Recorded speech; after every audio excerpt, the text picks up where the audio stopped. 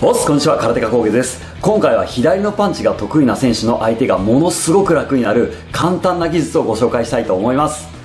フルコンタクト空手は顔面パンチが禁止されているため、ルールの特性上ボディを効かせるための技術が非常に発達しています。そのためレバーを効かすために左のボディを得意としている選手がすごく多いんですが、ある技術を身につけておくと左のパンチが得意な相手ほど簡単に効かすことができ、驚くほど対戦が楽になるんです。そこで今回は相手の主武器である左を打たせなくすることで対戦を楽にする、僕が現役時代に最も多用していた技術と、さらに空手を始めたばかりの人でも今日から使用可能な超簡単な応用方法も動画の最後にはお伝えします。相手に左パンチを打たれたくない、絶対にレバーを効かされたくないという方はぜひ最後までご覧ください。このチャンネルでは極真空手世界大会を3連覇した高傑の過去の試合動画やスタミナを簡単に向上させる方法、そしてどこよりも分かりやすく確実に再現性がある技術の解説など、見れば 100% 強くなる動画を毎週金曜投稿していますので、最新の理論や技術に興味のある方はぜひチャンネル登録してお役立てください。ちなみに今回の動画とは真逆になりますが、左のパンチを打つのが苦手な人が最短で左のパンチをマスターできるようになる方法はこちらの動画で以前紹介していますので、もし左のパンチが打てるようになりたいという方はこちらの動画を参考にしてみてください。では本題に入りますが、皆さんは左パンチが得意な選手に最も効かしやすい技って何だと思いますか？実はあまり効かす技として認識されていなかったため、対策も広まっておらず、現役時代に最も重宝したんですが、実は左のパンチに最も相性がいいのが右の中段膝蹴りなんです。やり方さえ分かれば簡単にガードがないボディに何度も蹴り込めるため、レバーがない側の攻撃にもかかわらず効かすことが可能になります。一度実際の試合で使用しているシーンをご覧いただいた後に、なぜそんなに簡単に相手のガードをすり抜けて右の膝がバカバカ当たるのか、その理由と技術を解説していきたいと思います。ではどうぞ。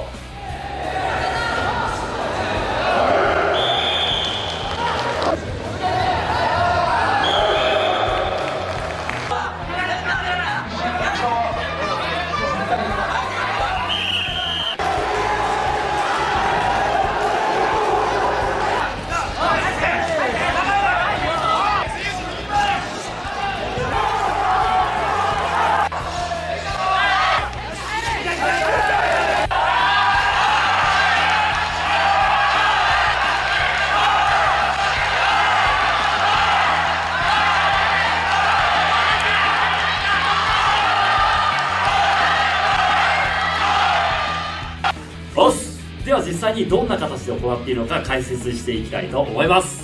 お願いします。実際に使っている技をちょっとゆっくりお見せします。相手が左のパンチをこう打ってくるときに、このタイミングに合わせてこちら右手で内側に手を入れて、パンチが打ってくるときにこの手を邪魔しながら膝蹴りを打つ、たったこれだけです。ただこれだけ聞くとパンチが出てから一瞬で合わせるすごい高等技術のように聞こえてしまうので、簡単に合わせるコツを説明しますが、実際にどんな感じでやっているのかイメージしやすいように一度スローモーションで実際の映像をご覧ください。ではどうぞ。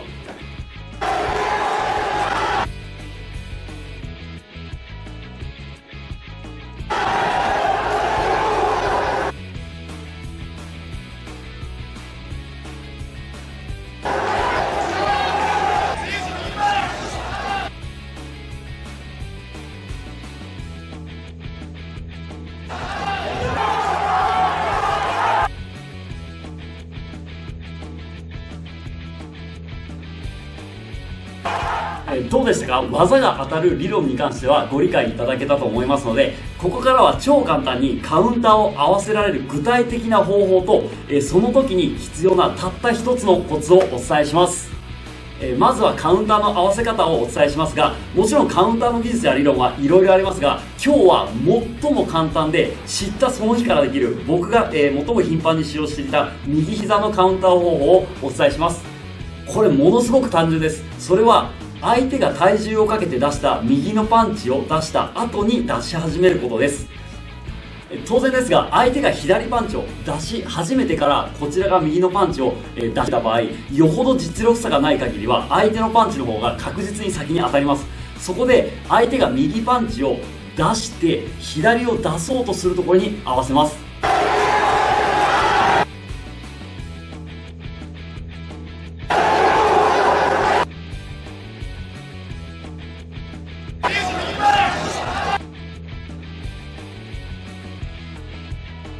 かもこの方法のいいところは、この時に相手が例えば右のパンチ、次左のパンチを出してこなかったとしても気にせず右膝を出すことができることなんです。実際にちょっと説明したいと思います。例えば右を打って左のパンチを打つ場合は前に重心をかけたまま打つことになるんですが、これ右のパンチを打って、例えば左のパンチを打たずに戻そうとするときは体重軸がこちらに戻るので、このタイミングで右膝を打てば確実に相手って戻る瞬間などでカウンターを打つことができません。なのでこのタイミングで打つとせいぜい相手はこちらの手でガードを固めるか、こちら受けないようにここを引きながらこの膝切りが来るのに合わせて少し下がるっていうことがあるだけで、こちらにリスクがほとんどなく、なんなら相手が下がってくれるので、右のパンチを強く体重かけて打った選手が戻るタイミングで右膝を出せばこちらにはメリットしかありません。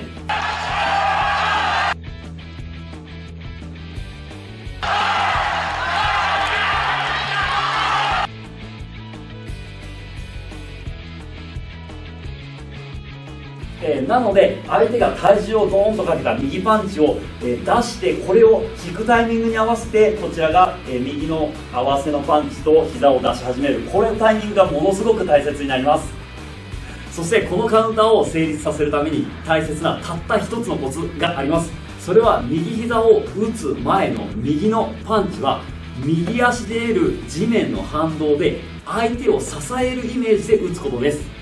一度これ実際ミットでお見せしたいと思いますが、この技を成立させるためには相手が体重をかけた攻撃を出している最中にこちらが右の膝を出さなくてはいけなくなるので、そもそもこちらが相手のパンチで下がってしまっては技が成立しません。そこで右の膝を打つ前に右手で相手を支えるときに地面の反動をうまく利用して、ここで相手を支える形を取りながらこちらの膝を蹴っていくってことが大切になっていきます。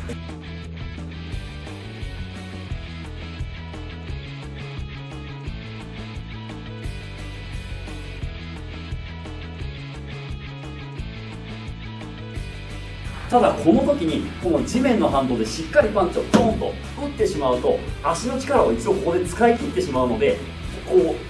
自分の膝が前に行く力がなくなってしまいます。なのであくまでこの手はパンチを地面の力でパンチを打つのではなく、地面の力で膝を打つために飛んだら思わず相手を支えてしまったぐらいの形で地面の反動を得たら、支えて膝を蹴る、このタイミングで蹴ることがすごく大切になります。なのでこの手、打つとは思わずにあくまで相手が前に体重かけている相手を支えるつもりで出して、この手で相手の手を外に弾くことがあくまで目的なので、こちらの手は支えて弾くことに集中して、この反動は必ず右膝に乗るようにしてください。ちなみに今回の方法を見てまだ自分には無理だと思った方用のもっと簡単な応用法も、お伝えしておきます。今回の応用で一番簡単で誰でも即日にできる方法が、密着状態で相手の左手の内側に右手を忍ばしておくことです。こうすることで実は少し押してもらっていいですか。ちょっと体重をかけ合いそうになったらこの手を外側にポンと弾きながらポンと蹴ると、こんだけで右の膝って相手に簡単に当てることができます。なので左に合わす自信がない方は近づいた時にこの状態から少し手をこっそり相手の内側に忍ばせておいて、蹴る瞬間にこの手を外に弾きながら振り手で相手を引き込んで膝蹴りを蹴るっていう形にすると、まず今日のこちらに手を入れておいて外に弾くの応用で簡単に中段の膝を当てることができるので、これ使ってみてください。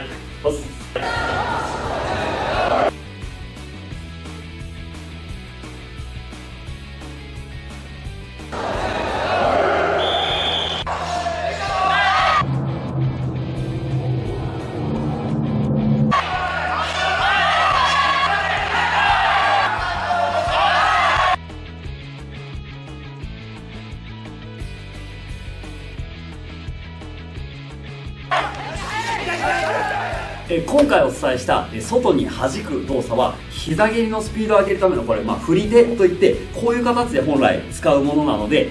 これフルコンタクト空手のルールだとこの手で相手を引っ掛けたり掴んでしまうと反則になるので、あくまで振って強く蹴ろうとした時に相手の手に当たってしまった、相手の手を外に弾いてしまったぐらいの感覚で使ってみてください。これをマスターすれば左の突きを得意としている選手と対戦するのがすごく楽になるので、ぜひ参考にしてみてください。どうでしたか？最初は茶帯の頃にやっていた練習で偶然見つけた技術だったのですが、そこから発展させ、現役時代にはこの技に何度救われたか分かりません。